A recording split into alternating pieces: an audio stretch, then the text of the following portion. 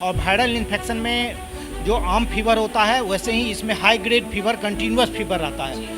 इसमें देखने को आता है कितना बार जो आप जो पैरासीटामोल या जो फीवर का दवाई देते हैं उस पर भी उसके बाद भी यदि आप दवाई देते हैं तो उस समय में असर करता है, उसके बाद फिर से फीवर कंटिन्यू कर जाता है। वायरल इन्फेक्शन किसी भी हमारा जो बॉडी है उसके कोई भी पार्ट को इन्फेक्शन कर सकता है, जैसे कि हमारे जीआईटी को इन्फेक्ट कर सकता है, लंग को इन्फेक्ट कर सकता है। देखिए, सबसे ज़रूरी बात है जो लोग इन्फेक्शन होता है या फीवर आती है तो तुरंत एंटीबायोटिक शुरू कर देते हैं, ओवर द काउंटर ड्रग ले लेते हैं। ये सबसे बुरी चीज़ है। कोई भी दवाई ऐसा नहीं है, दवाई एक मेडिसिन है जिसका कोई भी ऐसा दवाई नहीं है जिसका साइड इफेक्ट नहीं हो। यदि इन्फेक्शन आपका ज़्यादा हो गया है या आपको लगता है कि जो हमको इलाज की ज़रूरत है तो आप जो है सो डॉक्टर से संपर्क करिए और प्रॉपर इलाज करवाइए, तभी आपका रोग भी सही से ठीक होगा और आपके बॉडी के लिए भी जो सही दवाई होगा उससे बॉडी पर भी सही से इफेक्ट।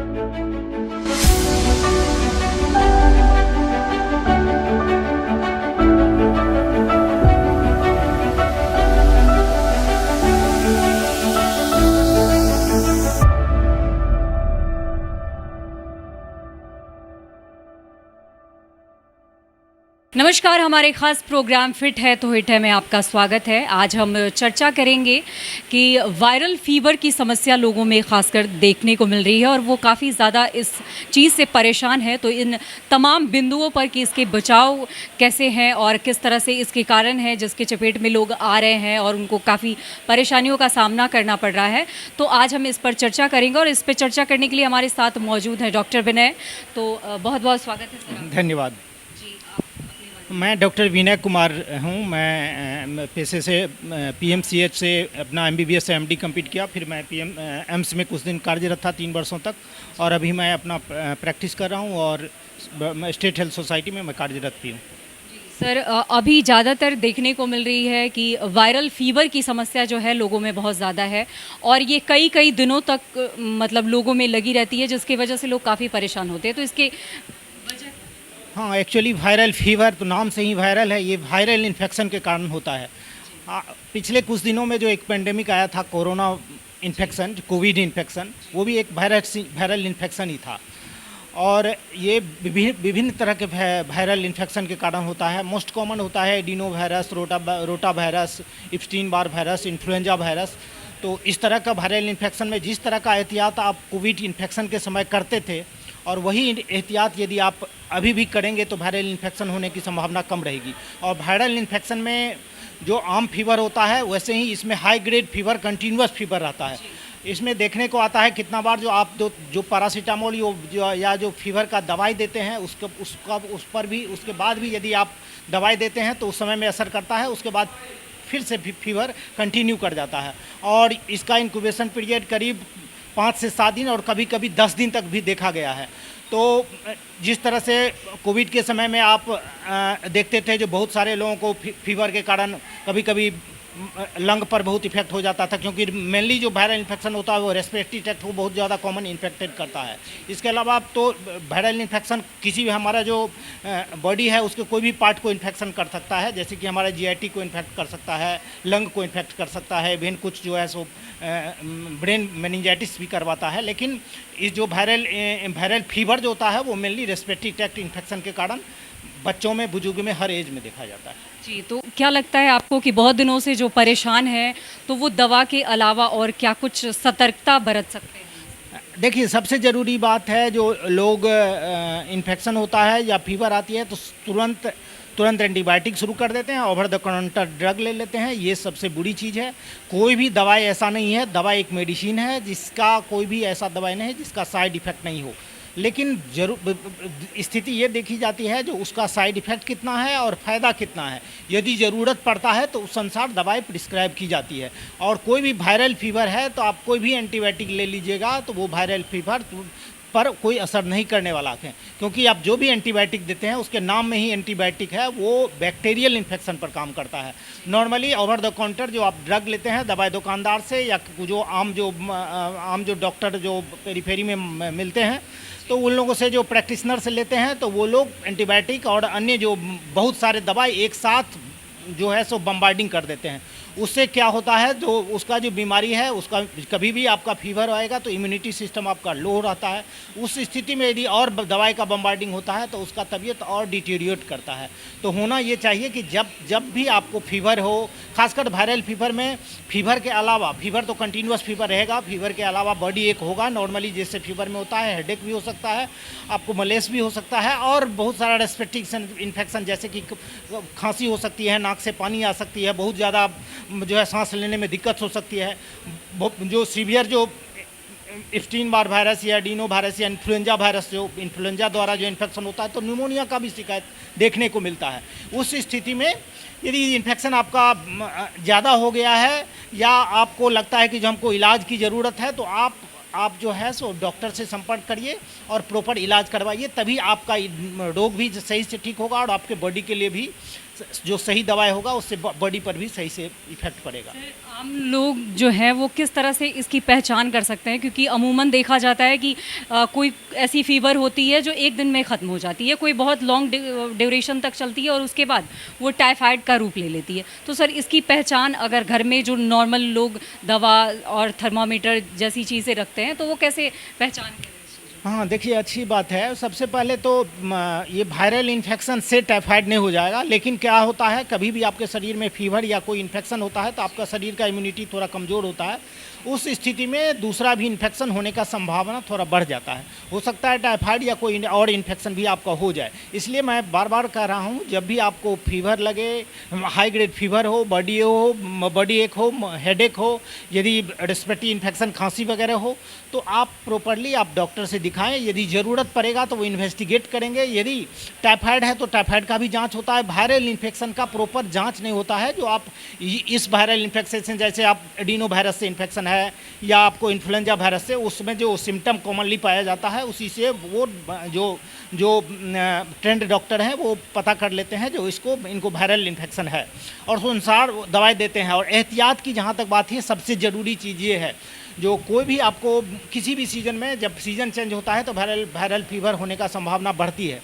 उस स्थिति में आप जब भी जो आप जो कोविड के समय में करते थे, जो आप प्रिकॉशन लेते थे, वो प्रिकॉशन आप वायरल फीवर के लिए भी अप्लाई करिए तो बहुत हद तक बचे रहेंगे। उसमें सबसे ज़रूरी है जो आप हैंड वाश कभी भी आप कोई नई चीज़ छुएं या कहीं जाएं तो आपको ज़रूर हैंड वाश करना चाहिए। और ख़ासकर जो बच्चे लोग हैं तो बच्चे लोग और बुज़ुर्ग लोगों में तो आपको हैंड वाश का जो तरीका होता है वो हर आदमी को सीख कर रखना चाहिए। और जब भी जाए तो आप पानी से और साबुन से ज़रूर हाथ धोएं। नए चीज़ को छुएं तो हाथ धोने का कोशिश करें। बाहर जाते हैं और आपको यदि ज़्यादा पोल्यूशन है या कुछ है तो आप मास्क का भी यूज कर सकते हैं या शरीर ढक के रख सकते हैं। यदि आप देखते हैं कि आसपास में कोई इन्फेक्टेड मरीज है या कोई है तो वहाँ आपको एहतियात बरतना होगा। तो जो कोविड में प्रिकॉशन करते थे, यदि आप रेगुलरली वो प्रिकॉशन करेंगे तो आप वायरल फीवर के अलावा अन्य जो इन्फेक्शन है उससे भी बचे रह सकते हैं। सर इसमें सबसे बड़ी बात अब आ जाती है खान पान की, क्योंकि बरसात का भी मौसम चल रहा है, अभी मिला जुला मौसम है, कभी गर्मी और कभी तुरंत से बरसात हो जाती है तो नॉर्मल ठंडा जैसा देखने को मिलता है। अब इसमें खान पान को लेकर लोग बदपरहेजी ज़्यादा करते हैं, ज़्यादा तला भुना खाते हैं, इस तरह की चीज़ें होती हैं। तो आपको क्या लगता है ऐसे मौसम में ऐसी बीमारियों से बचने के लिए किस तरह का खान पान? जब भी आपका शरीर में किसी भी तरह का इन्फेक्शन होगा तो पहले भी बताए हैं आपके शरीर प्रोन हो जाता है अन्य इन्फेक्शन के लिए, क्योंकि आपके शरीर का इम्यूनिटी कमज़ोर हो गया। इम्यूनिटी कमज़ोर हुआ तो इसी के कारण शरीर कोप अप करने के लिए शरीर में टेम्परेचर लाता है। टेम्परेचर इसलिए लाता है जो शरीर में जो आपको इन्फेक्शन हुआ उसको कोप अप करे। तो इस कारण उस स्थिति में आपको एहतियात बहुत ज़रूरी है। यदि आपको फीवर के साथ यदि रेस्पिरेटरी इन्फेक्शन है, खांसी हो रही है, सांस लेने में दिक्कत होती है, यदि हेडेक होती है तो आपको स्वाभाविक है आप ताज़ा खाना खाएं, गर्म खाना खाएं। कोई यदि आपको रेस्पिरेटरी इन्फेक्शन है तो स्वाभाविक है आप आइसक्रीम या कोल्ड ड्रिंक इस सब का सेवन नहीं करें, फ्रीज का पानी का सेवन नहीं करें। कभी भी कोशिश करें जो ठंडा पानी नहीं पिए, नॉर्मल टेम्परेचर का वाटर का सेवन करें। गरम साग सब्जी या जो ताज़ा फल होता है, जो सीजनल फल होता है या फ्रूट्स होता है, उसका रेगुलर सेवन करें। और यदि आपको फीवर है या अन्य कोई परेशानी हो रही है तो डॉक्टर से भी मिलें। और तत्काल यदि दूरी है तो आप पैरासीटामोल नॉर्मली फीवर के लिए यूज कर सकते हैं। अन्य मेडिसिन के लिए डॉक्टर की सलाह के साथ ही आप अपना दवाई लें। जी सर जाते जाते आप हमारे दर्शकों को ऐसा कौन सा टिप्स देना चाहेंगे जिससे वो इस तरह की बीमारियों से का कोसों दूर रह सके, क्योंकि दवाई के अलावा भी बहुत सारी ऐसी घर में चीज़ें मौजूद होती है जिससे आप मतलब यूज़ करके ऐसी बीमारियों से देखिए, बहुत अच्छा सवाल है। खासकर बच्चे में और बुजुर्ग में बहुत सारे इन्फेक्शन होने का संभावना बढ़ जाती है, क्योंकि उसका इम्यूनिटी कमज़ोर रहता है। तो बच्चे लोगों में सबसे ज़रूरी है जो इम्यूनाइजेशन शेड्यूल है वो बहुत ज़रूरी है। आपका लगभग जो कॉमन इन्फेक्शन है, शुरुआत में जो 6 वीक, 10 वीक और 14 वीक में जो वैक्सीन लगता है, उसमें आपको diphtheria, tetanus, pertussis, rotavirus, HIV, हिब का इन्फेक्शन, ये सब infection, typhoid, meningococcal meningitis, pneumococcal pneumonia, इस सबका वैक्सीन आता है। तो आप अपने बच्चे को ज़रूर जन्म लेने के बाद जो 3 डोज वैक्सीन होता है, OPV, हेपेटाइटिस बी और BCG का, वो इन्फेक्शन वो सब तत्काल 24 घंटा के अंदर दिला लीजिए। इसके अलावा जो वैक्सीनेशन शेड्यूल है, आप जो IAP का वैक्सीनेशन शेड्यूल है उसका पालन करिए, तो बहुत सारे इन्फेक्शन होने से बचेगा। और यदि इन्फेक्शन होगा भी तो उसका जो सिविरिटी होगा उतना सिविरिटी नहीं हो पाएगी। तो यदि आप उतना एबल नहीं हैं, आम मरीज हैं, उतना पैसा से सक्षम नहीं है, तो आप नेशनल इम्यूनाइजेशन शेड्यूल के अनुसार, सरकार भी आजकल मैक्सिमम वैक्सीन दे रही है, तो कम से कम नेशनल इम्यूनाइजेशन शेड्यूल के अनुसार जो वैक्सीन मिलती है वो ज़रूर दिलाएं। और जो सक्षम है तो ज़रूर IAP शेड्यूल के अनुसार वो वैक्सीन दिलाएं। ये तो एक पले हुई वैक्सीन की बात। इसके अलावा जो आप प्रिकॉशन करते हैं, कोविड के समय में जो भी प्रिकॉशन करते थे वो प्रिकॉशन ज़रूर करें, एहतियात बरतें, ताज़ा खान पान के लिए फ्रूट्स का ज़रूर सेवन करें। विटामिन सी जो होता है एक इम्यूनिटी बूस्टर होता है। आप नींबू या संतरा इस तरह का जो, या टमाटर, इस सब में बहुत ज़्यादा विटामिन D होता है। विटामिन C जो आप खाइएगा तो इम्यूनिटी बढ़ता है। साथ ही साथ आप विटामिन D भी यूज कर सकते हैं।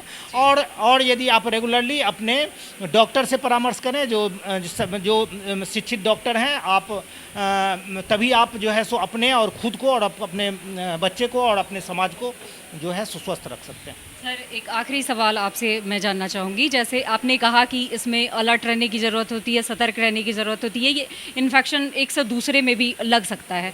तो सर भाग दौड़ की ज़िंदगी है, नौकरी पेशा वाले लोग हैं, तो ऐसे में वो अपने आप को कैसे बचा सकते हैं? 2-3 स्टेप है। पहला स्टेप तो हैंड वॉश को फिर से रिपीट करेंगे।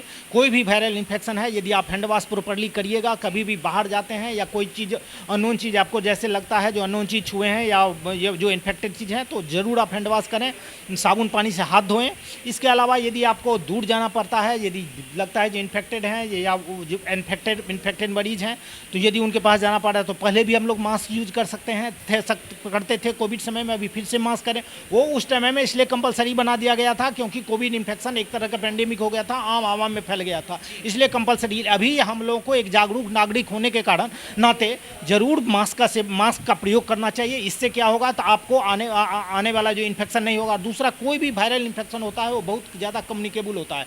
जैसे कोविड इन्फेक्शन था तो सेकेंड स्टेज में देखे होंगे जो लगभग लोगों को, बहुत सारे लोगों को सिम्टम उतना एग्रीवेट नहीं हुआ, लेकिन इन्फेक्शन हो गया था, क्योंकि वायरल कोई भी इन्फेक्शन होता है वो बहुत कम्युनिकेबल होता है। उसके प्रिकॉशन का 2-3 उपाय ही है जो आप हैंड वॉश करें।